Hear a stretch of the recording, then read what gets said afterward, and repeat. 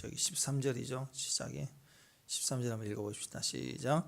솔로몬의 세금의 무게가 곧 금 666달란트다. 예. 솔로몬의 부유함, 얼마나 부유했는가. 영화, 솔로몬이 누린 영화, 하나님 주신 복이 얼마나 컸는가, 그것을 알 수가 있습니다. 어떤 분들은 하나님의 백성, 나중에 천국에서 누려야 할 모습이 이와 같이 그냥 부유하다, 너무 흔하다, 이렇게 얘기도 합니다. 그런데 그건 아주 단편적인 이야기이고, 핵심은 뭘까요? 이렇게 너무너무 부유해요. 보통이 아니라 너무너무 부유한데 본질이 빠지면 클수록 허망합니다. 그래서 회명의 유명한 소설 있죠. 태양은 다시 떠오른다. 근데 반대로 생각하면 이런 말이 있잖아요. 태양은 반드시 진다. 소망의 사람이면, 믿음의 사람이면 견디라는 거죠. 내일은 내일의 태양이 떠오른다. 우리 희망을 주는 말이지만 그 태양이 하나님 없는 절대적 힘을 가진 권력이라면 이런 말이 되지 않겠어요? 태양은 반드시 진다. 그러지 않겠습니까? 오늘 졌어요. 13절부터 쭉 나온 내용 보니까 세금이 666이에요. 이게 성경에서 이 숫자나 이런 게 우연 같아 보이지만 이게 연결을 해서 생각을 해봐야 됩니다. 13절 보니까 금 666달란트다. 이렇게 기록하고 있어요. 1년에 세금으로 666달란트, 금 23톤입니다. 23톤. 계산이 불가능한 숫자입니다. 1년에 23톤의 금이 세금으로 들어왔어요. 1년마다. 1년에 금 23톤은 원화 가치로 어제 AI에게 물어보니까 복잡해서 얼마냐 그랬더니 약 3조 8,800억 원이다. 세금이 3조 8천, 거의 4조 가까이가 세금으로 들어왔어요. 가만히 있어도 세금이. 그러니까 왜 이렇게 많이 금을 갖고 왔고 은이 흔하고 그랬을까? 솔로몬이 금을 좋아하니까. 솔로몬이 은을 좋아했다. 그럼 은을 갖고 왔겠죠, 사람들이. 그러니까 금을 좋아하니까 무지무지 금을 좋아하니까 금을 갖고 왔어요. 은이 흔하다. 원래는 은이 재련하기가 굉장히 어려워서 이 당시는 은이 더 귀했어요. 그래서 은과 금 이렇게 성경은 많이 표현을 했거든요. 근데 지금은 이제 금값이 더 비싸죠. 근데 그렇게 귀한 은도 흔했고 금을 더 쳐줬다 이거예요. 금이 왜 이렇게 많냐? 솔로몬이 금을 좋아했다 이렇게 볼 수 있습니다. 근데 그게 하나님 나라를 상징하는 금의 의미로 좋아한 게 아니라 그냥 세상적 가치로서의 물질과 같은 거죠. 금을 좋아했다. 그래서 금으로 모든 것을 장식하기 시작합니다. 14절, 15절 보면 무역상, 객상들, 모든 아라비아 왕들, 방백들 예루살렘 와서 금과 은을 솔로몬에게 다 줘요. 그리고 막 방패를 만들어. 돈이 많았다. 사실 그게 중요한 게 아니고 그 돈을 가지고 뭐 했느냐 그렇게 평가를 해봐야죠. 돈이 얼마나 많았다. 그건 역사에 막 그렇게 많이 기록이 안 돼요. 솔로몬 외에는 별로 없을 것 같아.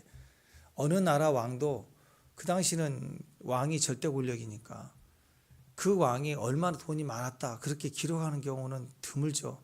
무슨 일을 했다 그걸 남기잖아요. 그러니까 돈도 마찬가지고 얼마나 많았느냐, 얼마나 많이 벌었느냐 그게 중요한 게 아니라 얼마나 그 돈을 가지고 뭘 했느냐 그걸 이렇게 중요하게 치지 않습니까? 그가 그 많은 것을 가지고 뭐 했느냐 했더니 그 관점에서 오늘 쭉 보니까 결국은 과시했다, 자랑했다, 자기를 상징했다, 우상했다 이렇게 보는 거죠. 전부 솔로몬만 높아지죠. 사람들은 솔로몬을 주목하죠. 하나님이 주목돼요? 솔로몬으로 인해서 하나님이 주목되냐고? 아니죠. 하나님은 이미 빠져버렸어요. 솔로몬만 보고 싶어 사람들 와요. 솔로몬에게 이익이 되니까 붙은 거예요. 하나님이 없어요. 우리가 경계해야 됩니다. 내가 부유해질수록 하나님이 높아지. 하나님이 드러나신가? 어느 순간 어려울 때는 주님이 필요한데 내가 커지면 힘이 있어지면 나만 있어. 나를 상징하는 것만 남아. 그건 굉장히 부담스러운 이야기입니다. 그건 굉장히 악한 것이 될 수 있다는 거예요. 최소한 10계명의 정신이라도 지켜야죠. 그건 나도 좋고 너도 좋은 거니까. 그 많은 돈을 가지고 있으면 최소한의 10계명의 정신이라도 실현해야죠. 네. 그러니까 10계명 율법 정신 뭐예요? 두 가지. 가난한 자가 없게, 억울한 자가 없게. 그게 기본이잖아요. 그럼 그거라도 해야 돼. 가난한 자를 위해서 뭐 했느냐 이거. 건축하는데 가난한 자, 힘없는 자를 더 갖다 쓰고, 억울한 자, 이방인들 끌어다가 더 노예 제도 삼고, 더 사실 억울하게 하면서 하나님 일을, 하나님 성전 짓고, 그건 뭐 7년 하나요, 7년. 자기는 13년 궁, 나라 건축, 성읍, 건설하는데 평생을 바쳤어요. 그러니까 그 평생의 40년 치리 가운데 고작 7년, 그 땡이에요. 이제 하나님 땡, 끝났습니다. 마치 뭐가 같냐면 11조 했어요. 건들지 마세요. 이건 끝이에요. 땡. 할 것 됐습니다. 나머지는 마음대로 그냥 유흥없어. 가서 놀고 먹고 쓰고 이와 같은 거죠. 돈은 여러분 절대적으로 우리 가운데서 마찬가지입니다. 돈은 수단이죠. 목적이 돼서 돈이 목적이 돼서 돈을 모으고 얼마 가졌고 이게 절대 목적으로 가면 안 돼요. 그냥 수단인 거예요. 가난한 자가 없게 하기 위해서 쓰는 거고 억울한 자가 없게 하기 위해서 쓰는 거. 돈은 수단이 목적을 하나님이라는 목적을 위해서 쓰는 수단이에요. 하나님이 율법 정신으로 주신 것을 위해서 쓰는 수단일 뿐이에요. 뭘 했느냐가 그게 중요합니다. 마태복음 6장 3절 4절 보면 이렇게 얘기합니다. 너는 구제할 때 오른손이 하는 것을 왼손이 모르게 하여 내 구제함을 은밀하게 하라. 은밀한 중에 보시는 너의 아버지께서 갚으시리라. 돈을 구제할 때 쓰래요. 쓰면서 오직 하나님이 드러나게 하라. 너를 자랑하지 말라. 그 얘기입니다. 그러니까 구제할 때 돈이 있어야 돼요. 돈이 있어야 구제를 하죠. 도구라는 말이에요. 그러니까 우리가 돈이 있어야 구제를 한 게 아니고 구제를 하려고 하면 돈을 주시겠다는 소리예요. 돈을 번 얘기를 한 번도 해본 적이 없어요. 하나님. 그 말은 목적이 분명히 뛰어들면 필요한 것은 공급해 주신다라는 거예요. 그러니까 공급자가 난데 왜 너는 내가 지금 공급을 가지고 네가 너 자랑하고 상징하고 과시하고 다니니 그 얘기입니다. 그러니까 절대 과시하지 말라. 그 얘기는 했어도 돈을 악착같이 벌어라. 그 다음에 구제하라. 그렇게 안 나왔어요. 그냥 구제할 때 그렇게 얘기를 합니다. 구제할 때 필요한 것을 내가 공급해 줄 텐데 그러니까 그 얘기는 안 하신 거예요. 공급해 주신다. 전제를 깔고 하신 거예요. 근데 내가 준 것 가지고 너는 너를 과시하면 안 된다. 그걸 돈을 버는 기회로 삼아 더 벌려고 하지 마라. 그 얘기 하나님이 주신다. 그 얘기입니다. 자, 내가 내 손에 소유로 삼기 시작하는 것, 내 뜻을 위해서 쓰는 것을 땅에 쌓아둔다라고 얘기해요. 그래서 은행의 잔고에 숫자로 표현될 수 있는 건 땅에 쌓아둔 겁니다. 내 재산 가치 얼마 있는가, 그건 다 땅에 쌓아놓은 거예요. 천국에 가면 그거 아니에요. 하늘에 쌓아둔 게 있고 땅에 쌓아둔 게 있는데 숫자로 확인될 수 있는 건 땅에 쌓아둔 거래요.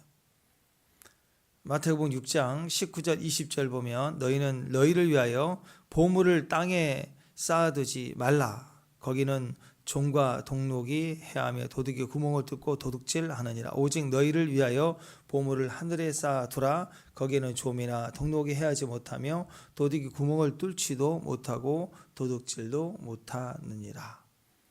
하늘에 쌓아두라, 하늘에 쌓아두라라고 했는데 하늘에 쌓아두는 이 말씀의 핵심이 뭐냐면 관계 개선이에요. 관계 개선. 신기하죠? 땅에 쌓아두려면 내 손에 쥐고 있어야 돼요. 관계를 컨트롤해야 돼요. 관계를 바꾸는 게 아니라 관계를 강하게 해야 돼. 내가 아는 나와 너끼리만 한다. 독점해서 관계를 견고하게 컨트롤해야 돼요. 그래야 땅의 것이 많아져요. 독점해야 돼요. 근데 하늘에 쌓아두려면 관계를 개선해야 돼요. 넓혀야 돼요. 이 땅에서도 소유가 많아지는 데 있어서 하늘의 법칙을 가지고 넓어지는 사람은 관계를 넓히는 거예요. 당장은 손해 같지만 결국은 더 넓어지게 됐습니다. 하나님의 주심이 커지기 때문에 그래요. 그래서 관계 개선의 첫 번째가 모든 부요의 첫 번째, 모든 성공의 첫 번째가 십자가인 거예요. 십자가는 관계 개선이거든요. 십자가는 내가 죽는 게 관계 개선이에요. 내가 시퍼렇게 살아있으면서 야, 너랑 나랑 친구가 되자. 내가 시퍼렇게 살아있으면 힘과 권력과 힘을 가지고 나와 너가 인격이 동격이 아니라 내가 더 높은 상태에서 항상 친구를 찾아. 그러면 만나지는 친구 같은 친구는 친구 아니에요. 이익이 필요해서 달라붙어 있는 거지. 어떤 친구를 사귀는데 내가 높으면 절대 친구가 안 돼요. 관계는 절대 개선될 수 없어요. 친구 관계는 내가 낮아져야 돼요. 그래서 하나님이 우주를 창조하신 하나님이 이 땅에 우리 모양으로 오셔서 대신해서 가장 억울한 자리로 나를 대신해 죽으셨다. 그게 관계 개선이에요. 수직적으로는 하나님과의 관계 개선을 이룬 거예요. 수평적으로는 다른 사람과의 관계를 이룬 거예요. 수직적으로 하나님과 관계를 설명하는 것이 공의. 그래서 어떤 억울함도 없게 만들어요. 다른 사람과의 관계를 개선해 줬어요. 사랑, 십자가의 사랑. 옆으로 가난한 자 없게 하는 거. 그러니까 물질이 필요한 거예요. 물질이. 관계가 좋아진다. 하나님과의 관계 개선에 물질이 필요합니다. 왜냐하면 하나님 돈이 필요한 게 아니라 우리 마음을 우리도 헤아릴 수가 없어요. 우리가 우리 마음을 측량할 수가 없어요. 우리는 이랬다 저랬다 그래요. 사람이 귀하게 여긴 것이 달라져요. 그래서 물질이 있는 곳에 마음이 있다는 걸 우리는 알기 때문에 드리는 것을 통해서 그 마음을 확인받는 거예요. 하나님 그래서 우리 물질을 하나님께 드리는 걸 보면서 지키는 걸 보면서 하나님 우리를 인정해 주세요. 몰라서가 아니라 드리는 걸 통해서. 또 이웃과 이웃을 사랑으로 섬기는 거, 가난한 자가 없게 하는 것도 말만 하면 안 되죠. 정책만 하면 안 되죠. 실제로 드려야 되는 거예요. 그래서 물질이 다 율법을 하나님의 사명을 이루는데 필요하다. 관계 개선이다. 자, 관계가 좋아진다. 이게 이 디카오순의 이 단어가 의라는 뜻입니다. 관계가 좋아진다는 뜻이 의롭다. righteousness. 단순히 죄를 짓지 않는 걸 의라고 해요. 의롭다 그러면 죄를 안 짓는 게 아니라 관계가 분명할 때 의롭다라고 얘기해요. 그러니까 성경에서 의인, 악인 이렇게 얘기할 때 악인, 의인은 착한 일을 많이 하고 또 악한 일을 많이 하고 그래서 의인, 악인이 아닌 거예요. 성경에서의 의인과 악인의 차이는 하나님이 있다, 선한 사람. 하나님이 없다, 악인 이렇게 얘기해요. 축복합니다. 네. 그러니까 관계가 좋아지는 게 의라고. 우리가 의롭게 되는 방법은 예수님을 다 붙들고 예수님과 함께 있으면 그게 의롭다는 거예요. 아무리 내가 소유가 많고 그리고 나쁜 짓을 안 하는 것 같아도 여러분 생각해 보세요. 정말 하루하루 애기 분유값도 없어가지고 처절하게 살아갈 때는 의도적으로라도 거짓말을 해야 되고 그리고 남의 것을 훔칠 수밖에 없는 상황에 노출될 수밖에 없어요. 진짜 먹을 게 없을 때 그잖아요. 근데 잘하면서 국물 같은 집에서 손 하나 까딱 안 해도 될 만큼 너무 부유하게 자란 사람들은 뭐 화낼 일이 있나요? 그럼 누가 볼 때 다 인격적으로 배운 게 있고 사람이 참 온순하고 깨끗해 보이고 환경이 좋은 데서 자라면 다 괜찮은 사람으로 보여져요. 다 그렇다고. 그러니까 절대로 그 사람이 죄를 많이 지었느냐 안 지었느냐 그걸 가지고 사람을 알면 큰일 나는 거예요. 하나님 있느냐 없느냐 그게 의롭다 의롭지 않다라고 보는 거예요. 절대적으로 하나님을 붙들 수 있다는 게 그게 의인이라는 것입니다. 단순히 죄를 짓지 않는 것을 말하는 게 아니에요. 도둑이나 강도나 이런 사람들에게도 그런 환경으로 다시 몰아치면 또 살 길이 그것밖에 없으니까 또 그 짓을 할 수가 있습니다. 근데 진짜 안 해도 될 만큼 부유하고 여유 있는 환경을 준다면 누가 도둑질을 해요? 그냥 편하게 살지. 안 그래요? 그러니까 절대로 당장 눈에 보이는 행동을 얼마나 했느냐 안 했느냐를 보고 사람을 평가하면 안 된다고. 진정한 내면의 그 선, 그게 있느냐는 거예요. 선. 그러니까 제가 감기와 감기 증세 우리 착각하지 말자 그런 얘기를 하지 않습니까? 감기 걸렸어요. 어떻게 알아요? 기침하니까, 열나니까, 몸살기 나니까. 근데 그건 사실 엄밀히 얘기하면 감기가 아니고 감기 증세예요. 약국에 가면 의사한테 가면 그 증세를 좀 줄여들 뿐이지 바이러스 자체를 치유하는 건 없다고. 내가 면역을 길러서 시간 지나서 유지해서 내가 이기면 증세 사라지는 거예요. 그러니까 하나님을 우리 마음에 두는 걸 선하다, 하나님 마음이 없다, 악하다는 것은 감기 같은 거예요. 증세를 얘기한 게 아니라고. 우리가 보는 선과 악은 증세를 가지고 얘기해요. 기침이 있으면 감기 걸렸네, 없으면 감기 안 걸렸네 이렇게 얘기를 한다고. 근데 아니에요. 우리 코로나 시대에 봤잖아요. 어떤 사람은 무증상 코로나, 아무 증상이 없는데. 그 결국 뭐예요? 확증은 어디서 나오느냐? 죽어봤을 때 하나님 너는 악하다 선하다 기준은 어디다 하나님 두시느냐? 너는 얼마나 나쁜 짓을 했느냐? 얼마나 착한 짓을 했느냐를 보는 게 아니야. 하나님은 바이러스가 있냐 없냐 똑같아요. 바이러스가 있으면 확진자고 없으면 확진자가 아닌 것처럼 아들이 있고 피가 있으면 의인, 없으면 악인, 그렇다고 지옥 가 그렇게 된다고. 그 철저히 하나님이 있어야 돼. 그게 구원입니다. 그리고 또 삶의 형통은 뭐 어딜까요? 이 사람이 형통한가 안 통한다. 그러면 대한민국 재산 가치 한 5%까지 이 사람은 형통한 사람이고 성공하고 잘 나가면 형통.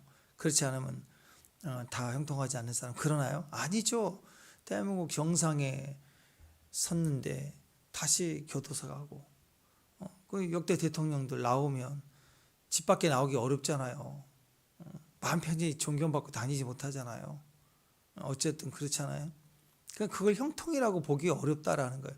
진짜 형통은 좀 소유와 지능이 좀 부족해도 지식이 부족한데 어디든 친구가 될 수 있고 다닐 수 있고 나이 들수록 누구든지 만날 수 있고 자연스럽게 기쁘게 다닐 수 있는 사람.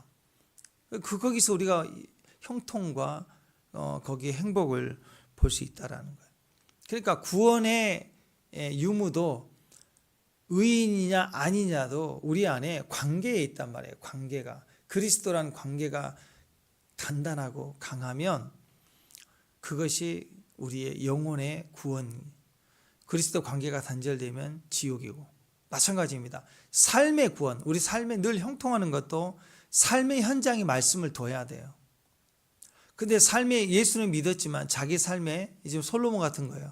부여와 능력은 다 받았어요. 은혜로 받았으나 하나님을 자기 삶에 두기를 싫어하면 어떻게 돼요? 겉으로는 부여하는데 속은 골마 터져서 병들어 삶이 형통하지 못해요. 솔로몬의 삶은 형통하지 못해요. 죽도록 일만 한 거예요. 노동자와 똑같아요. 죽도록 건축만 하고 부인은 1000명이 넘고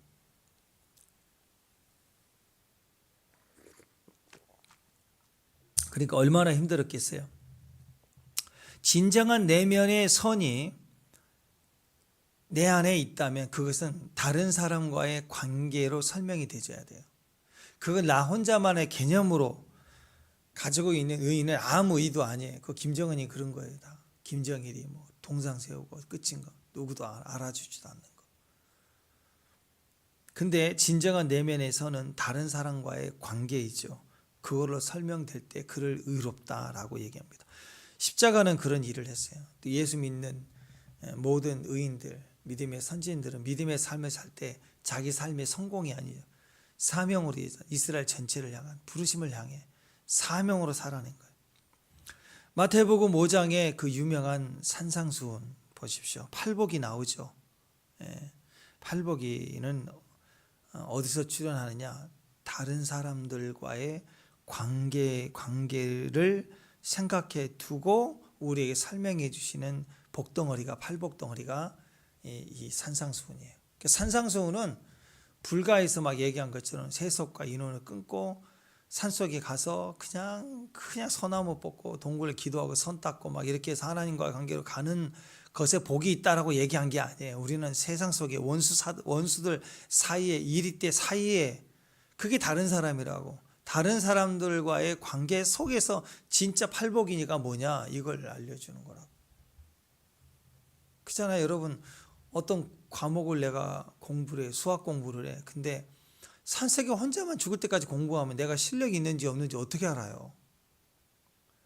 진짜 실력이 있는가를 보려면 내가 공부 열심히 책 갖고 공부했다가 아니라 다른 사람하고 시험을 같이 봐야 되는 거야. 같이 부딪혀서 시험 문제 풀어봐야 하는 거예요. 아, 실력이 이 정도 되는구나. 이렇게 안 되는구나. 그래서 제일 어리석은 사람이 전에 그 유튜브 한번 보니까 산속에서 무술을 하는 사람들이 있더라고요. 전통 무술을 하겠대. 그래서 옛날 그 한복 입고 뭐 태극 띠고 뭐 카메라 찍으니까 그렇겠죠. 산속에 사는 사람들이 그렇게 복장 차지하고 이렇게 무술하는 사람 어디가 있어? 막 매 새벽부터 달리기하고 뭐 소나무에 막 단련한다 주먹질을 하고 뭐 어이 하고 뛰는데 참 웃겨요. 그렇게 수년을 하면 자기는 열심히 새벽부터 일어나서 목욕 제기하고 뭐 도를 한다고 합시다. 그게 자기가 무슨 실력이 있는지 없는지를 아무도 분간할 수 없어요. 만약에 적을 만난다, 질 수도 있어요. 평생 훈련만 하다 지는 거예요. 한 번도 실전이 없으면, 한 번도 실전이 없는 싸움은 의미가 없는 거예요. 그래서 뭐 중국 그 전통 무술 막 뭐 손 뻗치면 장풍으로 막 산이 무너지고 다리가 찢어지고 막 이런 거 믿잖아요. 중국 사람들은 막 아침마다 막 기공한다고 막 동네에서 이러고 그걸 믿는다고 이 사람들은. 그래서 TV 쇼에 건강 쇼에 막 기공 차력 이렇게 한 사람들 대단히 무술이 있는 것처럼 보이는데 요즘 격투기 유행이잖아요. 그 중국 사람 중에서 실전 격투기 하는 사람이 그럼 나는 무명인데 나랑 해보자. 그러니까는 막 몇백만 명 국가에서 TV 나오면 알만한 유명한 스승, 도사, 뭐 도력 뭐 이런 사람들하고 하는데 얻어 터지고 코피나 터지고 그래서 중국 무슨 가짜라고 자기들도 막 난리 나요. 시작하자마자 막 격투기는 매일 치고받고 연습을 매일 하잖아. 권투 이렇게 한 사람들은 한 방에 막 코 터지고 쓰러지고 막 아무것도 아닌 거예요. 무술하고 춤추는 거지. 그 실전이 아니에요. 영화 배우들 막 발차기 하고 그런 건 다 그게 무용이에요. 무용. 쇼를 연출하는 거라고. 파괴가 아니에요. 파괴. 똑같아요. 혼자만 생각하고 혼자만 기도하는 거. 산속에 혼자만 기도하는 거. 교회 안에서도 와서 혼자만 기도하고 가. 같이 밥 먹고 같이 고추도 따보고 움직여 봐야 돼. 같이 공동체 안에 있을 때 설명이 돼. 팔복이가 누가 복이고 누가 형통한지를 설명을 하는 겁니다. 그게 뭐냐? 다른 사람과의 관계 속에서 팔복이가 나오는 거예요. 그래서 살인하지 말라. 누구든지 살인하면 심판을 받게 되리라 하는 것을 너희가 들었으나, 그럼 나는 살인만 안 하면 된다 그 얘기 아니라 다른 사람의 관계를 두고 보니까 나는 너희에게 이르는 형제에게 노하는 자마다 심판을 받게도 형제를 대하여 나가라 하는 자는 공회에 잡혀가고 미련한 놈이라 하는 자는 지옥불에 들어간다. 나는 평생 사람 안 죽였는데요. 그게 아니라 다른 사람을 향하여 이렇게 학대하고 나가라 미련한 놈, 그러면 그게 살인하는 죄의 형벌을 받게 된다고 얘기해요. 다른 사람과의 관계가 있어야죠. 산속에 혼자만 가만히 무술 닦는다 그러고 있으면, 돌을 닦는다 그러면 누구를 살인할 거예요. 그러니까 나는 동물도 짐승도 살생을 안 해 막 이러잖아요. 되게 거룩한 거 보이잖아요. 근데 그런 사람들 또 한 일주일만 세상에 나가서 살아보라고 그래. 그러면 당장에 막 왜 그러냐고 소리 지르냐고 시끄럽냐고 하면서 싸우고 판단하고 평가하고 그러겠죠. 그게 지옥 가는 일이라고 이렇게 얘기를 하는 겁니다. 사람들 앞에 거칠고 못되고 악한 사람들 사이에 있을 때 내 모습을 보면 그게 형통인지 구원받은 건지 의인인지 악인인지를 확인받아라 이거예요. 팔복이는 어떤 상황에서도 선이라는 거예요. 그렇게 할 수 있는 방법은 어디가 있느냐? 그리스도에게 마음을 두라는 거죠. 그러니까 우리가 이 팔복이가 돼서 그냥 제단에 예물도 바치고 예배를 잘하고 정교적으로 계속 있는 것을 말하는 게 아니라 관계 개선입니다. 교회 안에 예배를 드릴 수 있는 힘이 있으면 하나님과의 관계 개선이에요. 그러면 밤의 시간만 있는 게 낮의 시간이죠. 낮에는 열심히 일터 현장에서, 가정 현장에서 열심히 예배하고 하나님 섬기듯이 거기에 온전한 도구로 관계 개선이 되는 사람이 되라 이거예요. 되라.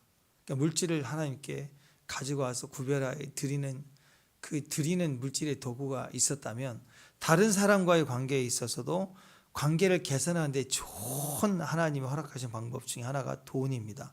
돈을 쓰면 관계가 개선이 돼요.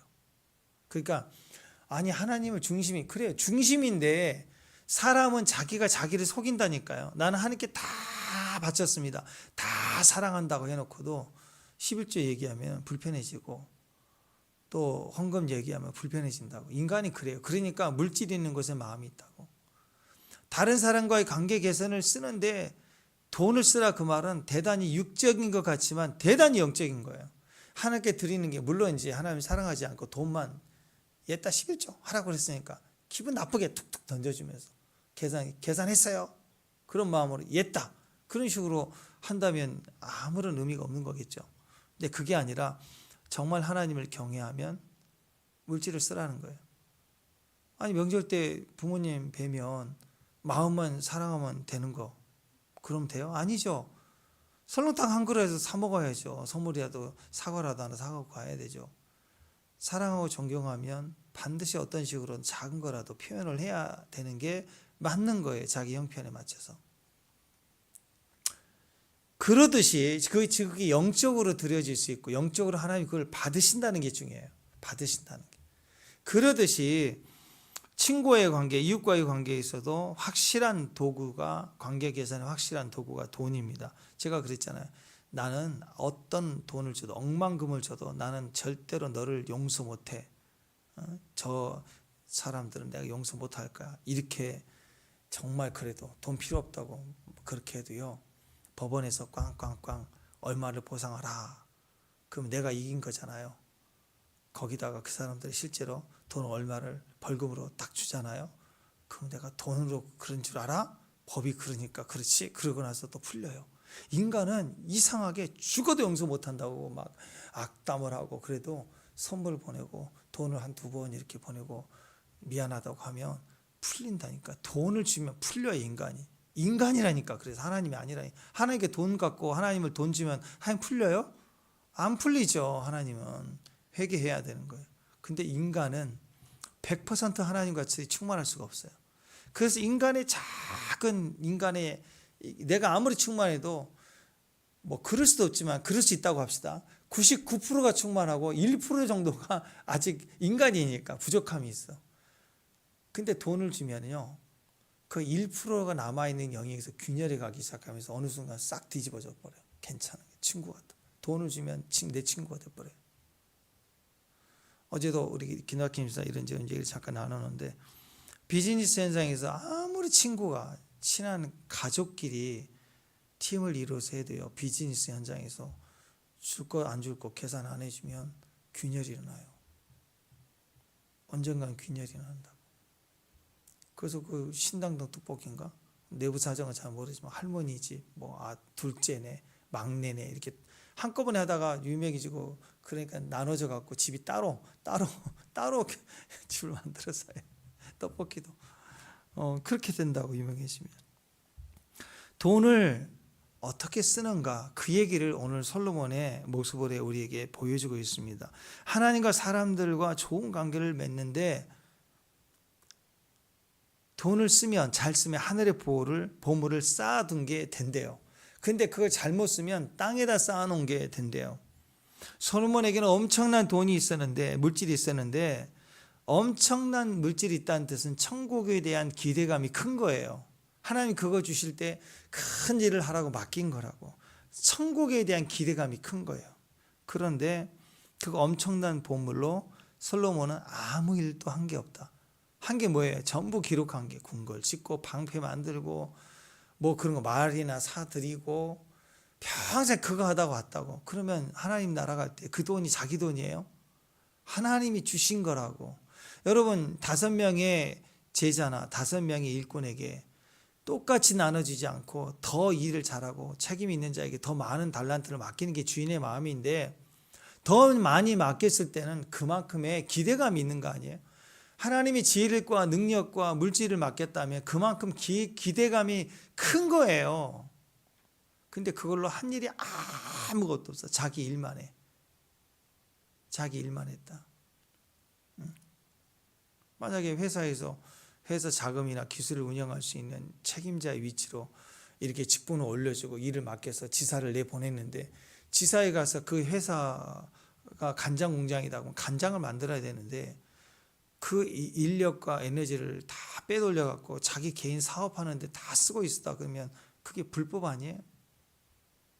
자기 일만 하고 있는 거. 회사에서 하라고 준 인력과 재력을 쓰지 않고 그걸 가지고 딴 일을 하고 있다 그러면 그건 악한 것이 되는 거죠. 그냥 솔로몬 그러면 과시했다. 돈이 많았다. 과시할 뿐이었다. 그거예요. 15절, 16, 17, 20절까지. 전부 금, 나무, 백향 전부 어떤 나라도 이와 같이 만든 것이 없었다 하면서 그런 것만 계속 건축. 무슨 코엑스에서 뭐 건축 박람회 뭐 그런 거 전시하는 것 마냥 전부 은 뭐 그런 거 얘기만 해요. 금은. 또 방패 보세요. 방패는 원래 뭐로 만들어야 돼? 방패는 원래 쇠로 만들어야 되는데 쇠가 무겁잖아요. 쇠로 만든 방패는 소뚜껑 그거 들고 막으려면 얼마나 힘들어요. 그 나가다 팔 부러지지. 그러니까 방패를 보통 천을 막 겹겹이 만들거나 나무를 만들거나 그리고 거기다 겉에다 조금 더 이렇게 얇은 쇠로 이렇게 박아놓거나 그렇게 만들어요. 쇠만 만들면 무거워서 안 돼요. 금으로 만들 수는 없죠. 그래서 화살이 오면 화살도 박혀야 되는 거예요. 튕겨나가면 안 되니까 박혀야 되고. 그래서 천을 막 겹겹을 하거나 그렇게 만든다고. 나무로 만들거나. 쇠로도 안 만들어요. 적어도 만든다고 하면 쇠로 만들어야죠. 무거워서 안 되지만. 근데 칼을 맞고 활을 맞고 해야 되는데 방패를 금으로 만들었어요. 그건 뭐예요? 군사용이요? 아니죠. 장식이라고. 장식. 그러니까 방패를 금으로 만들었어요. 아무리 금이 많아도. 이건 과시용, 자랑용, 광고용 이런 거죠. 한심한 일이죠. 왕이 그 금을 가지고 그걸 만들었어요. 가난한 자가 없게 하라, 억울한 자가 없게 하라 했는데 상대적으로 사람을 가난하게 만들고 그걸 가지고 억울한 자, 가난한 자를 풀어줘야 되는데 쓰여야 할 돈들이 들어가지 못하게 되는 그런 일을 하고 있다라는 거예요. 또 31절 보면 보세요. 돈만이 아니라 유명해지는 것도 마찬가지예요. 인기를 추구하고 유명해지는 것이 목적이 되니까 점점 인생이 한심해집니다. 돈은 많은데 할 일이 없으면 점점 한심해져요. 돈이 많은데 할 일 없다 그러면 그 돈 가지고 뭐 하겠어요? 이상한 짓 하겠죠. 사람이 무너지게 돼요. 유명해요. 부자예요. 그런데 그 다음이 없고 할 일이 없다. 사명도 없다. 그럼 한심해지는 거예요. 다윗도 그 훌륭했던 다윗도 전쟁에 나가지 않아도 될 만큼 나라가 강해지고 군사들이 알아서 다 나가니까 안 나가도 돼. 할 일이 없어지는 거예요. 그럼 예배라도 해. 고난 중에는 도망 중에 예배 있는데 군사들이 다 나가고 있으면 왕궁에서 기도하고 예배할 수 있잖아요. 근데 그것도 나름 다 잘 돼. 다 잘 되니까 그 밤에 술 먹고 새벽 기도 안 하고 빙둥대다가 바스바 보고 새벽에 일어나서 그렇게 한심해지는 일이 벌어지는 거 아니겠어요? 할 일 없으면 사람이 한심해지는 거예요. 거기다가 돈까지 많아진다. 큰일 나는 거예요. 밥 한 끼 먹어주는데 엄청난 돈도 받게 됩니다. 그러니까 지금 뭐 예전에 그 가치 투자의 규제 그러면 그 워런 버핏 있잖아요. 또 빌 게이츠 이런 분들 점심 식사 경매했을 때 2012년도에 한 번 점심 식사 하는데 37억 3천만 원이 낙찰됐어요. 2015년도에 중국 사람들이 26억에 샀어요. 26억에 점심 한 끼를 대접해주고 만나서 밥 먹어주는 가격이 26억에. 최근에 마지막이 3년 전이 2022년 3년 전인데 1,900만 달러 우리 돈으로 약 246억을 줬어요. 246억을 주고 한 끼 식사를 한 거예요. 근데 보니까 이게 돈 받고 밥 먹어주는 일을 누가 제일 먼저 했느냐면 솔로몬이 먼저 했어요. 제일 먼저. 원조가 여기에요. 이게 원조 할머니예요. 할아버지인가.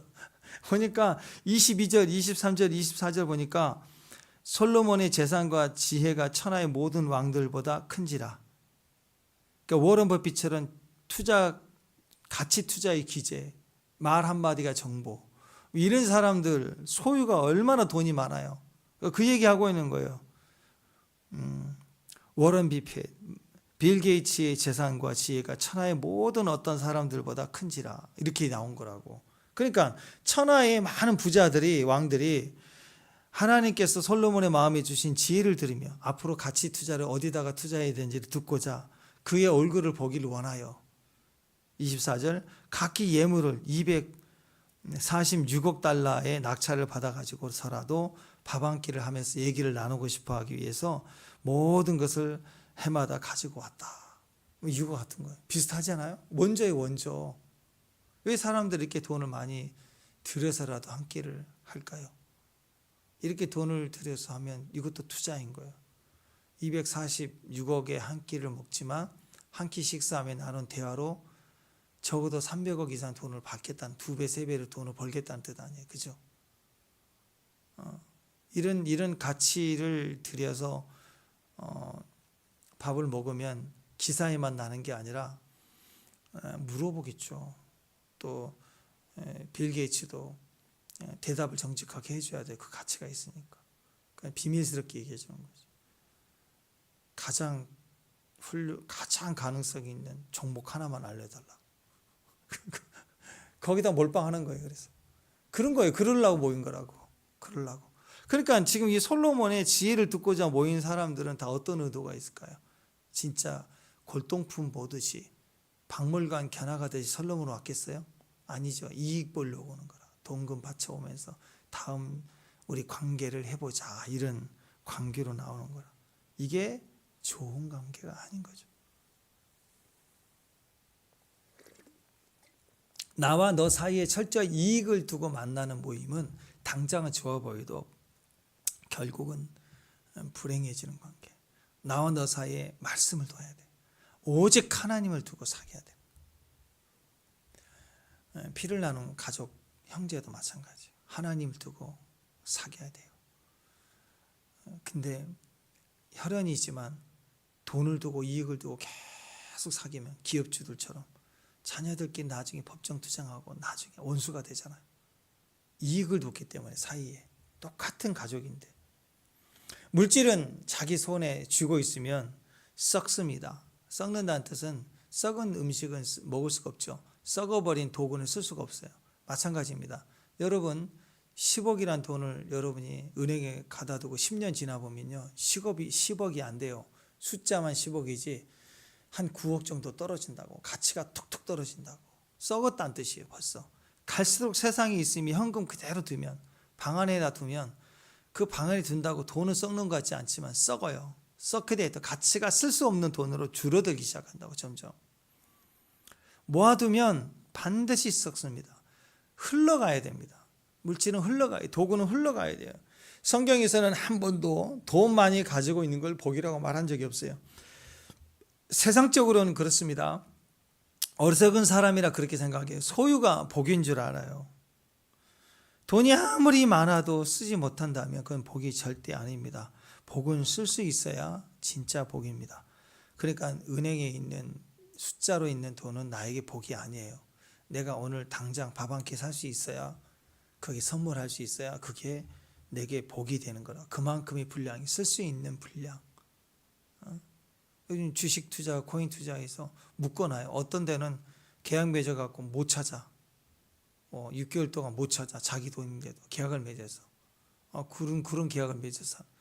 그래서 지금 당장 누구 결혼해야 되고 뭐 필요한 돈을 써야 되는데 돈 10만 원 하나 쓰지를 못해. 그러고 살아요. 라면 하나 먹고 있고. 그럼 불행한 거라고. 다음을 위해서 계획한다고 얘기하지만 그 사람은 불행한 거라. 불행하게 사는 거야. 부자 아니에요. 그건 숫자일 뿐이에요. 숫자. 그러니까 여러분, 우리는 가난한 적 없게 하라, 억울한 적 없게 하라 말씀을 따라서 자꾸 흘려보내는 거예요. 작은 것부터 흘려보내는 거. 1+1부터 흘려보내는 게 이게 기본입니다. 관계 개선, 전도, 선교하는데, 사람 살려내는데 불행을 당한 자를 돕기 위해서 돈을 흘려보내야 돼요. 교회도 돈이 모아지면 안 돼요. 교회도 빨리 써버려요. 교회 재산이 많은 교회들이 맨날 싸우는 거예요. 맨날 싸워요. 인생이 살면 얼마 안 됩니다. 해는 자꾸 집니다. 오후 되세요. 우리 그런 얘기 하잖아요. 40대는 40km, 50대는 50km, 60대는 60km, 70대는 70km로 간대. 그럴 것 같아. 그럴 것 같아. 그죠? 50대는 50km, 60대는 어때요? 60대. 어떻습니까? 대답해 보세요. 금방 가을이죠, 지금 벌써. 70대면 알려주세요. 70대는 잘 모르겠지만 70km래. 엄청 빨리 간대요.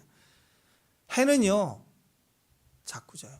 1시, 2시 때는 아주 대낮이에요. 시간 여유 있어요. 그때 신기해요. 4시, 5시 되면요 해가 갑자기 막 저물어요. 급하게 저무른 것 같아. 겨울에는 더 그렇습니다. 인생도 금방입니다. 모으지 말고 써야 돼요. 생명으로 바꿔야 돼요.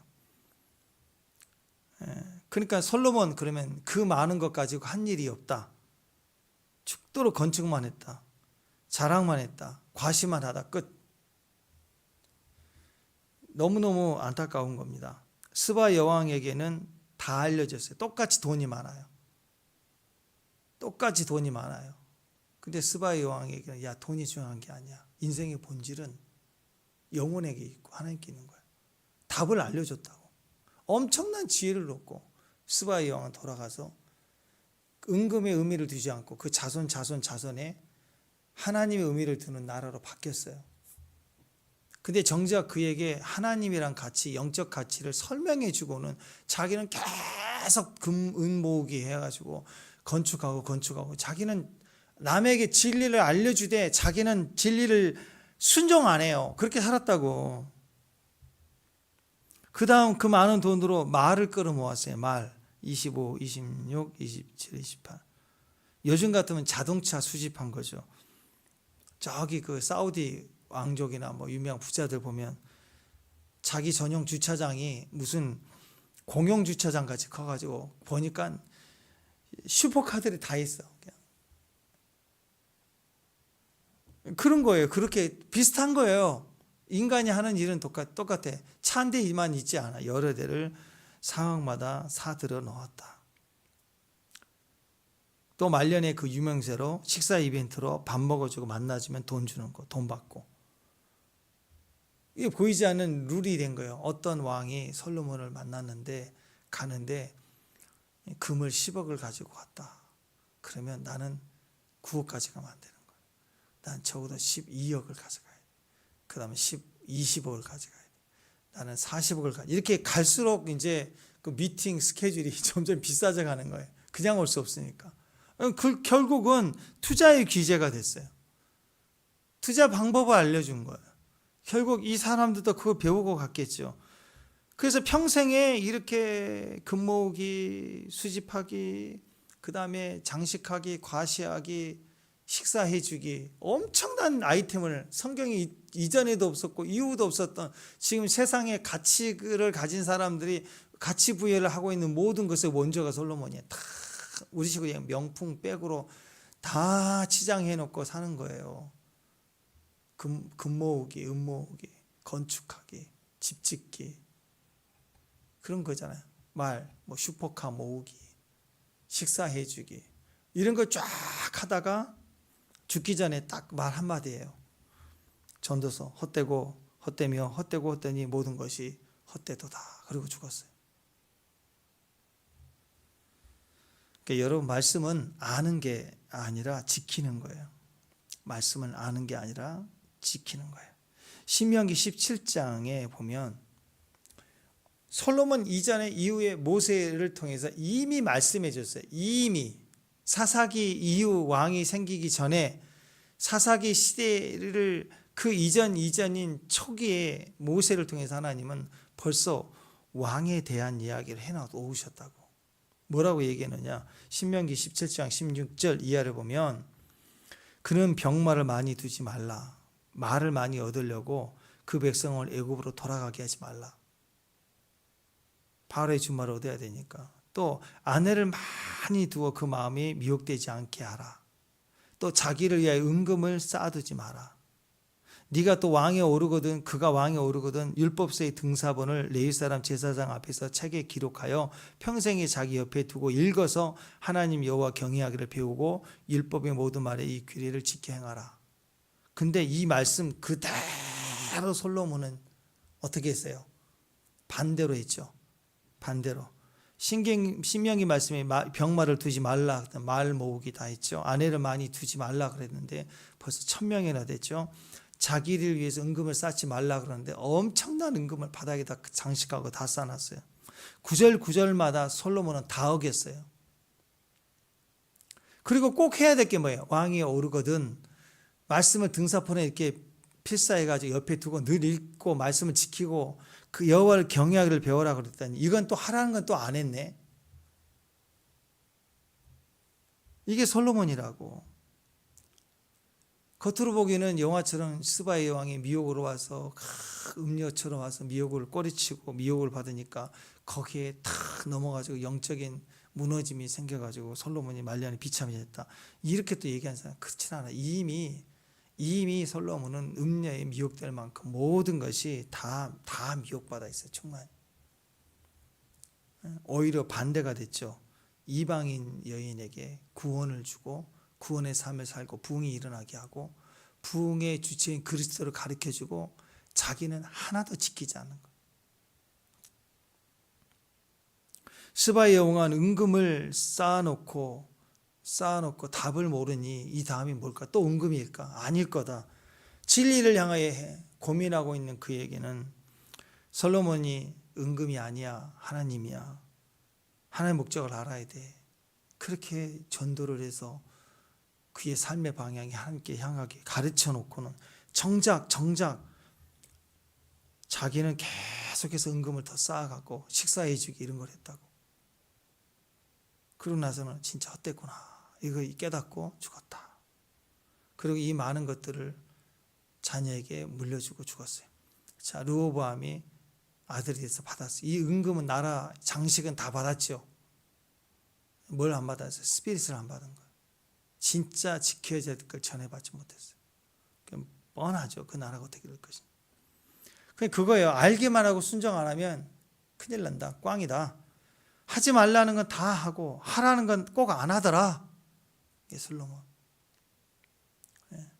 평생 이방 여인이고 이방에서 형통을 위해서 금을 땅에다 쌓아둔 여인이 진리를 위해서 간구하고 주님을 만나면 영혼의 중심이 하나님으로 서가면 다 승리하고 축복이 되지만 정작 가장 불쌍한 사람은 그걸 알려주고 자기는 지키지 않고 자기는 허망해지는 거. 가장 어리석은 사람 아니겠습니까? 우리는 우리가 아는 것만큼 누려야 됩니다. 말씀을 누리고 복음을 전하고 누리고 그렇게 믿음으로 갈 수 있는 승리가 있기를 바랍니다. 기도하겠습니다. 하나님 감사합니다. 돈 많고 할 일이 없어서 빈둥거리는 정말 주 앞에서 폐역된 허망한 삶이 되지 않도록 우리 안에 말씀을 두고 말씀을 가진 사귐이 일어나는 또 주신 물질을 가지고 또 사귀고 관계를 개선하는 데 사명으로 쓰임받을 수 있는 귀한 종들 되게 하옵소서. 예수님 이름으로 기도합니다.